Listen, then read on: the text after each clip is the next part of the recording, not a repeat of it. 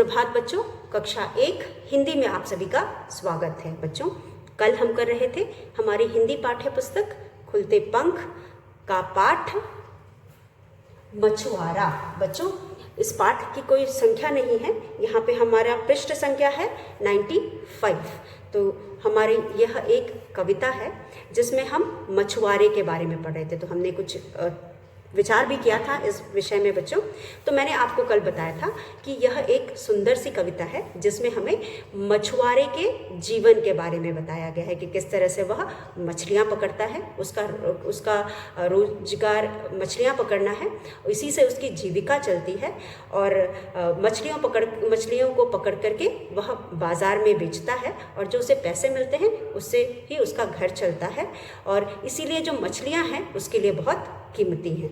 और किस तरह से वह रोज सागर तट पे जाता है, मछलियों को पकड़ता है और उसके बाद उनको घर ले जाता है और फिर बेचता है और उनको खाता भी है और उन्हीं से जो पैसे मिलते हैं उनसे उसका घर चलता है। तो इस पाठ में हमें मछुआरे के जीवन के बारे में बताया गया है, उसकी जीविका कैसे चलती है यह बताया गया है और उसके लिए मछलियाँ कितनी कीमती हैं ये बताया गया। तो चलिए बच्चों, एक बार इस कविता को पढ़ते हैं और हम इस कविता को समझते हैं। बड़े सवेरे उठ मछुआरा, बड़े सवेरे उठ मछुआरा, सागर तीरे आता है, जाल डालकर गहरे पानी, मछली रोज फंसाता है। धरे टोकरी सिर के ऊपर, साथ मछेरन आती है, सोने चांदी की मछली रख, उसमें घर ले जाती है। तो बच्चों, जो मछेरिन है वह सोने चांदी के जैसी जो मछलियाँ हैं उनको अपने टोकरी में रख करके घर ले जाती है। तो बच्चों, इस कविता के रचयिता हैं हरिवंश राय बच्चन जी। जैसे मैंने आपको बताया था कि हरिवंश राय बच्चन जी एक महान कवि थे, उनकी बहुत सारी कविताएं उनके द्वारा लिखी गई हैं और आप जब और आगे की कक्षाओं में जाएंगे तो आपको और भी उनकी कविताएं पढ़ने को मिलेंगी। तो बच्चों, और आप क्योंकि हरिवंश राय बच्चन बहुत पहले समय के हैं, आप उन्हें नहीं जानते, लेकिन अगर मैं आपको उनका और परिचय दूं तो वह श्री अमिताभ बच्चन जी जो हिंदी सिनेमा के अभिनेता हैं, महानायक हैं, उनके पिता हैं। तो यहाँ पे बच्चों, इस कविता में जो मछुआरा है वह रोज सवेरे उठकर कहाँ जाता है, वह सागर तीरे जाता है, क्योंकि मछुआरा सागर से मछलियों को पकड़ता है। सागर में मछलियाँ होती हैं, वहाँ से ये मछली को पकड़ता है। उसके पास बड़ी सी जाल है जिसे गहरे पानी में डालता है और फिर उन्हें खींचता है, उसमें जो मछलियाँ फंसती हैं उनको अपनी टोकरी में रखता है। तो जो मछुआरा है रोज सुबह उठकर उसका नियम से वह सागर तीरे जाता है और बिना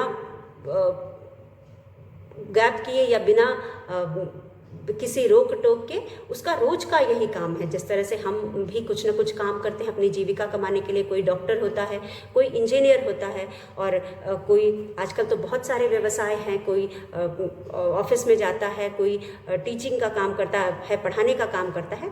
तो यह सारे व्यवसाय होते हैं जिससे लोगों की जीविका चलती है, रोजो मर्रा के खर्च चलते हैं, उनके जीवन चलता है। उसी तरह यहाँ पे जिसके बारे में हम बात करें वो एक मछुआरा है और मछुआरे की ज़िंदगी मछलियाँ पकड़कर और उन्हें बेचकर चलती है। तो यहाँ इसका भी काम यही है। तो रोज़ सुबह उठ करके यह अपने काम में निकल जाता है और उसके बाद सागर तीरे जा करके गहरे पानी में अपने जाल को फेंकता है और मछलियों को पकड़ता है। फिर जो मछलियाँ फंसती हैं उनको अपने डाली, जो उसके पास डाली होती है या टोकरी होती है, उसमें रखता है। और जो मछेरिन है, मछेरिन कौन होता है बच्चों?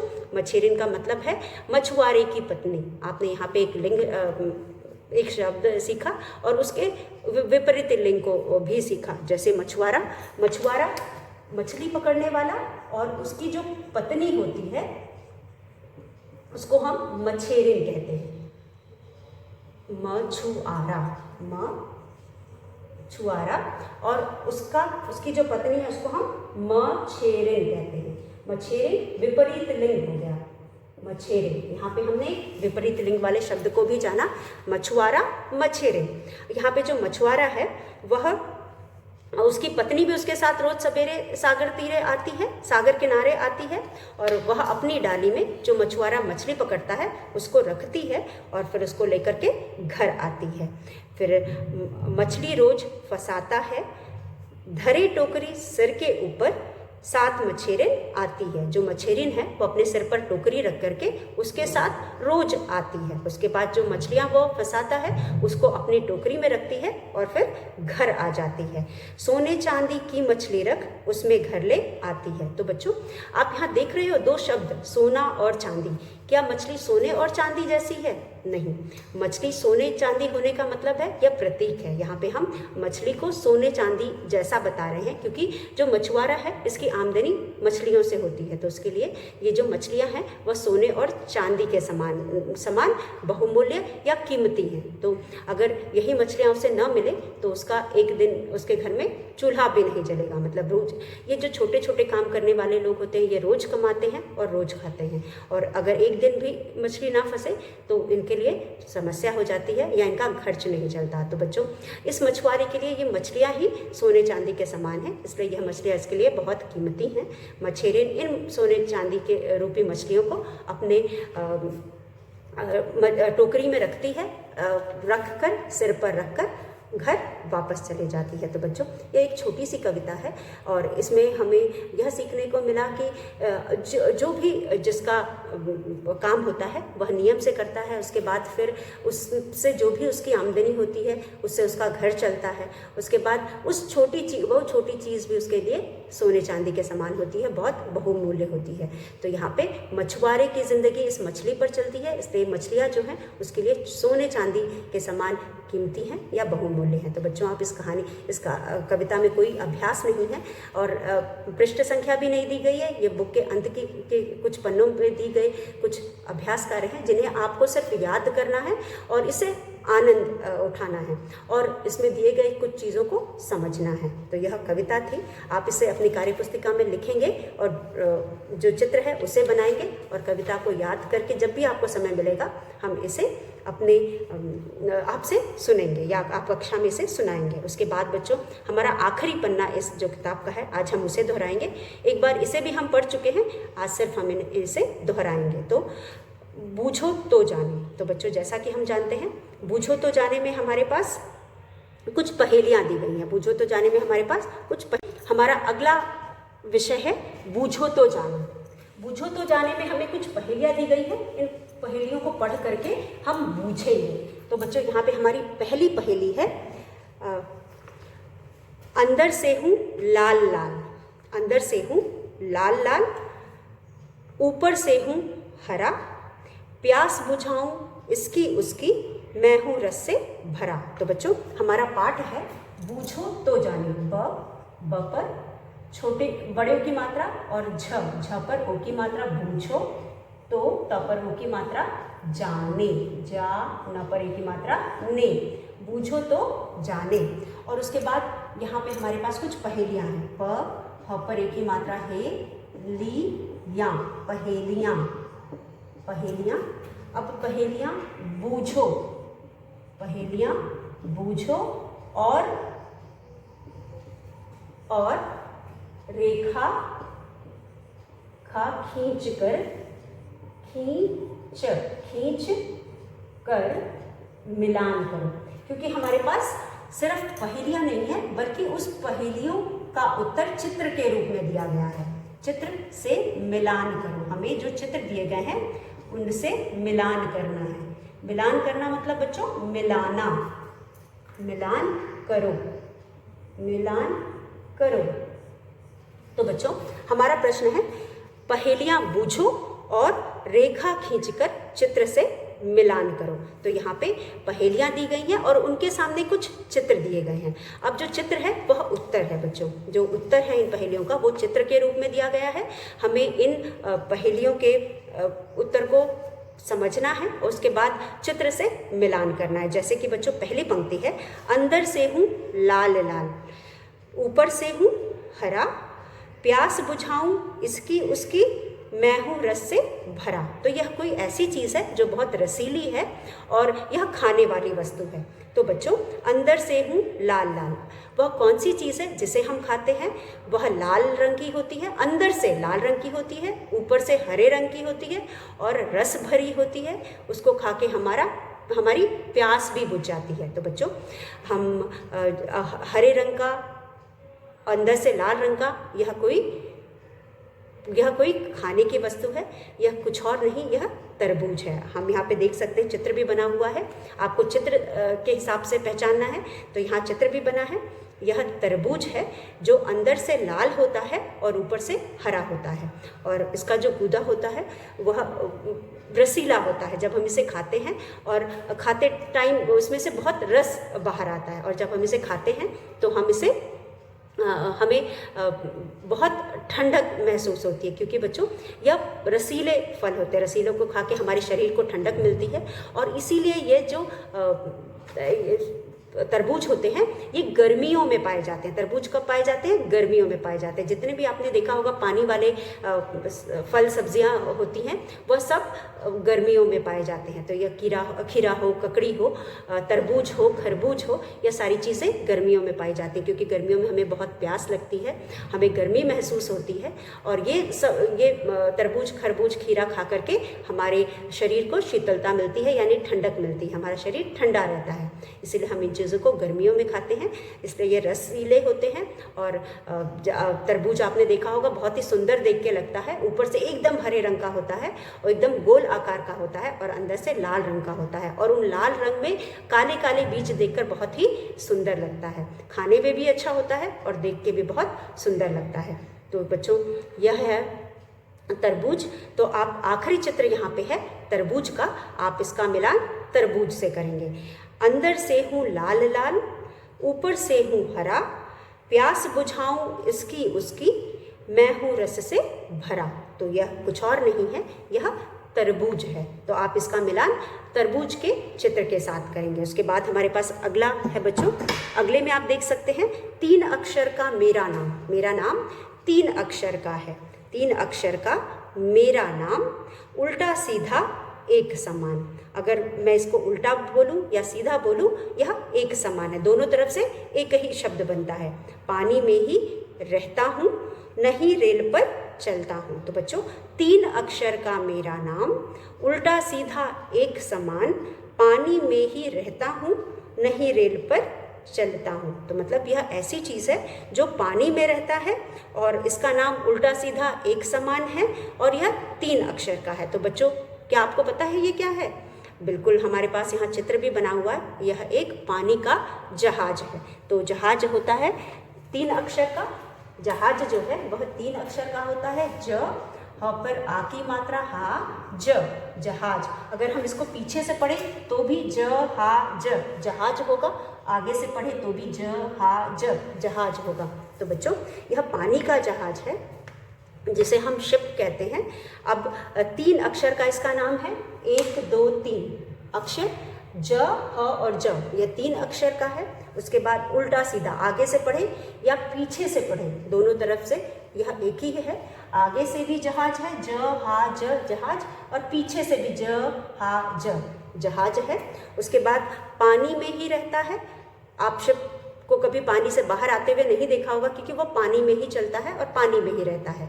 तो यह हमेशा पानी में ही रहता है। और उसके बाद नहीं रेल पर चलता है। यह रेल पर नहीं चलता, बल्कि यह पानी पर चलता है। यह पटरी पर नहीं चलता, बल्कि यह पानी पर चलता है। तो आप दूसरे वाले को जहाज के चित्र के साथ मिलान करेंगे। जो यहाँ पे दूसरी पहेली है, उसको आप जहाज के चित्र के साथ मिलान करेंगे। उसके बाद बच्चों, कानों से लटकी, आंखों पर चढ़ी, 2 शीशे से जड़ी, देखो कैसी नक चढ़ी। तो बच्चों, कानों से क्या लटक रहा है? एक लाइन पढ़ के हमें समझ में नहीं आता। आंखों पर चढ़ी है, वह कौन सी चीज़ है जो कानों पर भी रहती है? कानों से लटकती है और आंखों पर चढ़ी रहती है, और उसमें 2 शीशे हैं। 2 शीशे का मतलब अब तो आपको समझ में आ गया होगा बच्चों, यह कुछ और नहीं, यह है ऐनक। जो हम आँख पर रखते हैं और कान से लटक रही होती है, और उसमें 2 शीशे लगे रहते हैं जो हमारे दोनों आँखों के सामने होते हैं। और देखो कैसी नक चढ़ी, क्योंकि यह नाक पर रखी रहती है इसलिए हम इसे नक चढ़ी कह सकते हैं। तो यह नाक पर हमारे चढ़ी रहती है, जो चीज़ नाक पर चढ़ी है उसे हम नक चढ़ी कह सकते हैं। तो यहाँ पे कानों से लटकी, आँखों पर चढ़ी, 2 शीशों से जड़ी, देखो कैसी नक चढ़ी। यह कुछ और नहीं है, यह एक चश्मा है या ऐनक है। तो हम इसका मिलान ऐनक से करेंगे। तो बच्चों, यह थी आज की 3 पहेलियाँ जिसे हमने पढ़ा और जाना, और उत्तर के साथ इनका हमने मिलान किया। तो चलिए हम एक बार फिर पढ़ते हैं। हमारी पहली पहेली थी, अंदर से हूँ लाल लाल, ऊपर से हूँ हरा, प्यास बुझाऊँ इसकी उसकी, मैं हूँ रस से भरा। तो बच्चों, यह एक तरबूज है जो कि ऊपर से हरा होता है, अंदर से लाल होता है, और यह रस भरा होता है। इसलिए हम तरबूज को गर्मियों में खाते हैं, और ये गर्मियों में ही उगता है, गर्मियों में ही मिलता है। जितनी भी आपने पानी वाली सब्जी को या फलों को देखा होगा, यह सब कब उगते हैं या पाए जाते हैं, मिलते हैं, यह सब हमें गर्मियों में मिलते हैं, क्योंकि गर्मी में हमारे शरीर को पानी की ज़रूरत होती है, हमें बहुत प्यास लगती है। तो हम ऐसी चीज़ें खाते हैं जो हमारे शरीर को ठंडक दे, ठंडा रखे और हमारी प्यास बुझाए। तो ये इसमें से एक है तरबूज। तो उत्तर है तरबूज। 3 अक्षर का मेरा नाम 3 अक्षर का है, उल्टा सीधा एक समान, अगर आगे से पढ़ो तो भी वही, पीछे से पढ़ो तो भी वही।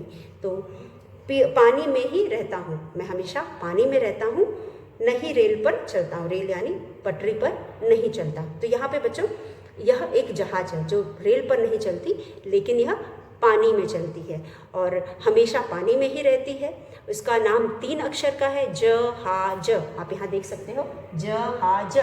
अगर हम इसको आगे से पढ़ें तो भी जहाज होगा, अगर पीछे से पढ़ें तो भी जहाज होगा। उसके बाद बच्चों, यह हमेशा पानी में रहता, तो यह जहाज है। हमने इसका जहाज के साथ मिला करके इसको भी पूरा किया। फिर कानों से लटकी, कान से मैं लटकती हूँ, आँखों पर चढ़ी हूँ, आँखों पे चढ़ी हूँ, 2 शीशों से जड़ी हूँ, देखो कैसी नक चढ़ी। तो यह चश्मा है जिसमें 2 शीशे होते हैं, वो नाक पर चढ़ी होती है और कान से लटक रही होती है और आँखों पर चढ़ी होती है और 2 शीशों से जड़ी होती है और नाक पर भी चढ़ी रहती, क्योंकि नाक पर यहाँ पे रखते हैं हम चश्मे को, इसलिए से हम नक चढ़ी कहते हैं। तो बच्चों, यह है ऐनक। तो इस तरह से बच्चों, हमने अपना पूरी हिंदी की बुक पढ़ लिया, दोहरा लिया। अब आज हम करेंगे बच्चों हमारा अगला अभ्यास, वह है व्याकरण की बुक से, या क्योंकि हमने पाठ्य पुस्तक दोहरा लिया है, आज हम करेंगे हमारा हिंदी व्याकरण। तो बच्चों, अब हम करेंगे हमारे हिंदी व्याकरण दीपिका का पाठ 9। बच्चों, पाठ 9 है करना यानी क्रिया, जिसे हम पढ़ चुके हैं, हम इसे दोहराएंगे। हमारा पाठ 9 है करना या क्रिया, करना, करना, क्रिया। करना का मतलब होता है क्रिया, क्रिया का मतलब होता है कोई भी काम, जिसे इंग्लिश में हम वर्ब भी कहते हैं। क्रिया का मतलब होता है कोई भी काम। तो बच्चों, वह शब्द जिससे हमें किसी भी काम के करने का पता चले उसे हम क्रिया कहते हैं। तो चलिए बच्चों, यहाँ पे आप देख सकते हैं, मैं पढ़ा रही हूँ, आप पढ़ रहे हैं। तो मैं क्या काम कर रही हूँ? मैं पढ़ाने का काम कर रही हूँ। तो पढ़ाना क्या हुआ? क्रिया हुआ। उसके बाद हम यहाँ लिखते हैं ये पढ़ाना, पढ़ाना, पढ़ाना। उसके बाद आप क्या कर रहे हो? आप पढ़ रहे हो। आप क्या कर रहे हो? पढ़ रहे हो। तो हम लिखेंगे पढ़ना, पढ़ना। तो यहाँ पे 2 काम हो गए, एक पढ़ाना हो गया, एक पढ़ना हो गया। अब पढ़ाना से क्या समझ में आ रहा है कि पढ़ाया जा रहा है, पढ़ाने का काम हो रहा है। और पढ़ना से क्या हो रहा है? पढ़ना से कोई पढ़ रहा है, तो पढ़ने का काम हो रहा है। तो यहाँ पे 2 शब्द हैं, दोनों शब्द से हमें किसी न किसी काम करने का पता चल रहा है, इसलिए हम इन्हें क्रिया कहते हैं। तो बच्चों, वह शब्द जिससे हमें किसी न किसी काम के करने का पता चले उसे हम क्रिया कहते हैं, या उसे हम करना कहते हैं। करना, क्रिया, काम करना या क्रिया। तो यहाँ पे भी हम यहाँ पे भी कुछ काम कर रहे हैं या क्रिया कर रहे हैं। तो आज हम क्रिया के विषय में पढ़ेंगे बच्चों। आप देख सकते हो राम दूध पीता है। अब यहाँ पे हमारे पास वाक्य है राम दूध पीता है। अब इसमें बच्चों वह कौन से शब्द हैं जिनसे हमें काम करने का पता चल रहा है।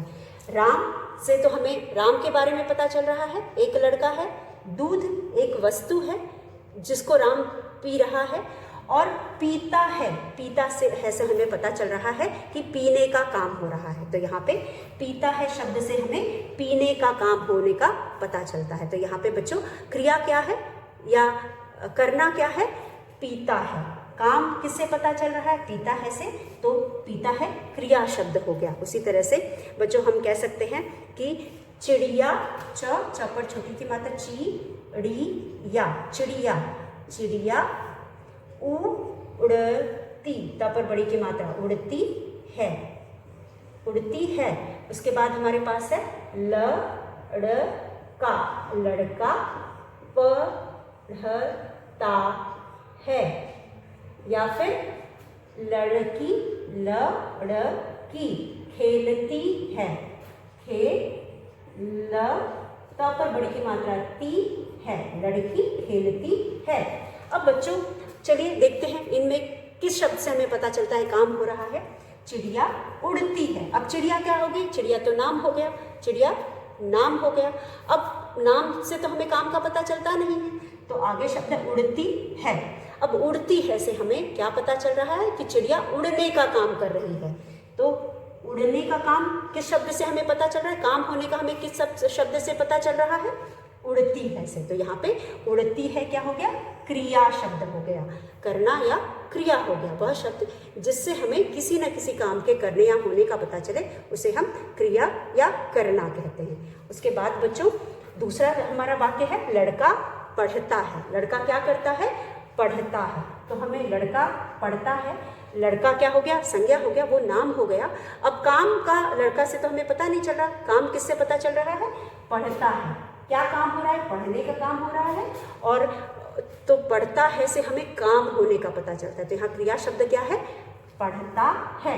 उसी तरह बच्चों खेलती है, तो खेलती है, लड़की खेलती है, लड़की नाम हो गया, क्या कर रही है, लड़की खेलती है। तो खेलती है से हमें काम होने का पता चलता है। तो बच्चों इतने सारे आपने वाक्य देखे यहाँ पे, और सब में आपको पता चला किन शब्दों से हमें काम होने का पता चल रहा है।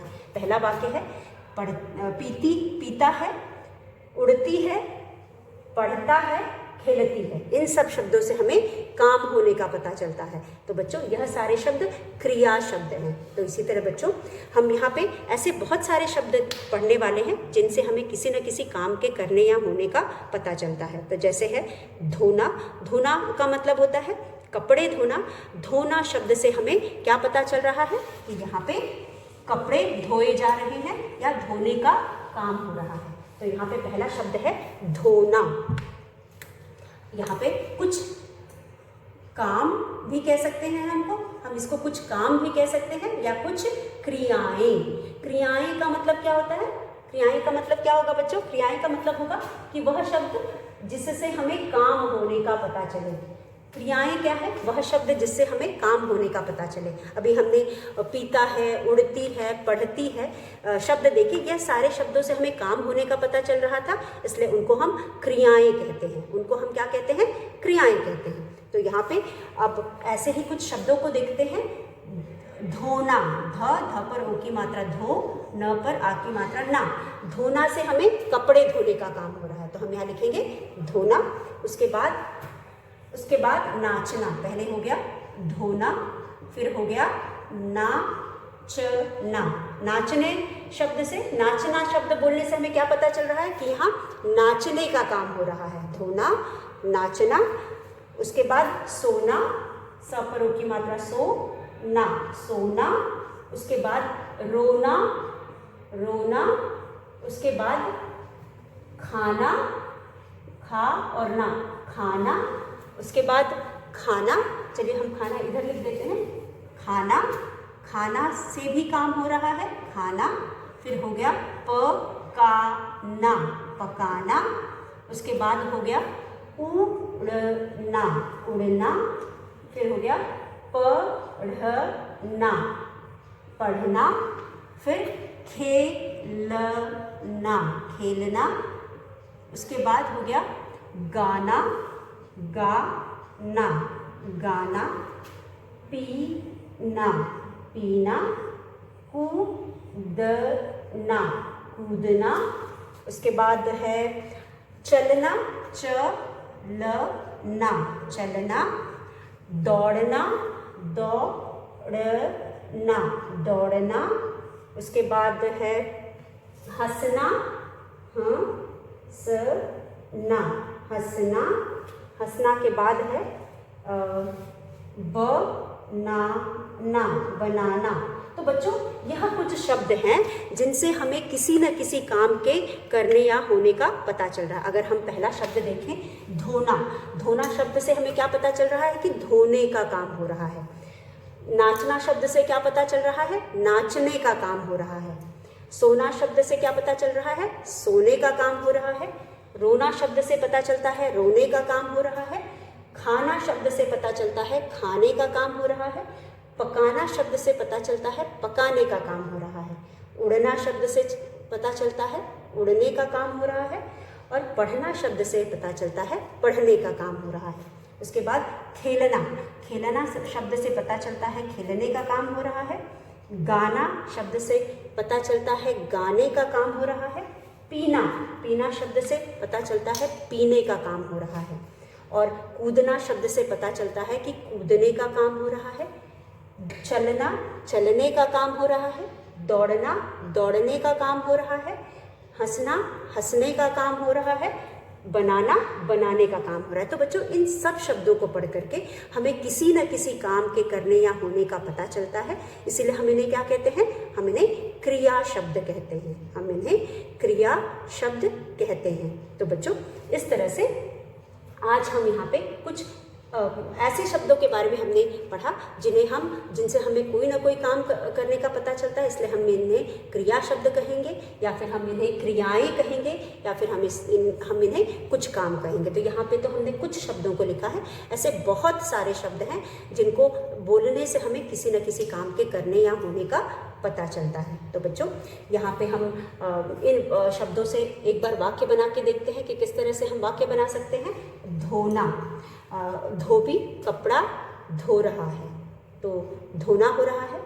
नाचना, मोर नाचता है। सोना, लड़का सो रहा है। लड़की रो रही है। माँ खाना पकाती है। माँ या फिर दीदी खाना पका रही है।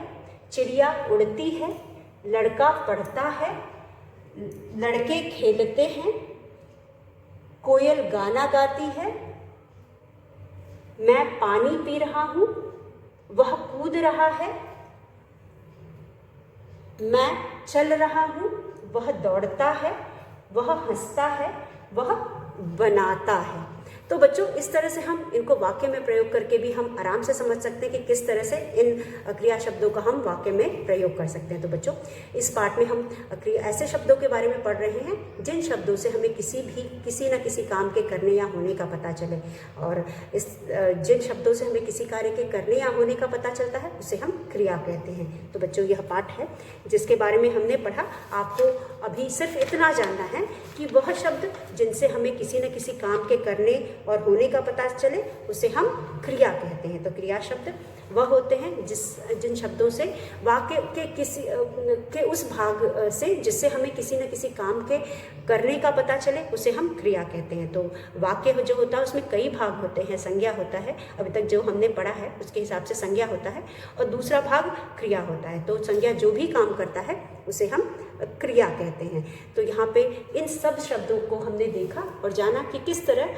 एक मात्र शब्द बोलने से हमें काम के करने या होने का पता चल रहा है। तो बच्चों इस पाठ में हम क्रिया शब्दों के बारे में और पढ़ेंगे और इनसे संबंधित कुछ अभ्यास करेंगे। पढ़ना हमें जितना पढ़ना था हमने पढ़ के समझ लिया है, अब हम इनसे संबंधित कुछ अभ्यास करेंगे। तो आज का समय बच्चों यही समाप्त होता है। अगले वीडियो में हम आपसे फिर मिलेंगे और उस वीडियो में बच्चों हम आपसे आगे का क्रिया संबंधी अभ्यास कार्य करेंगे। तब तक के लिए धन्यवाद।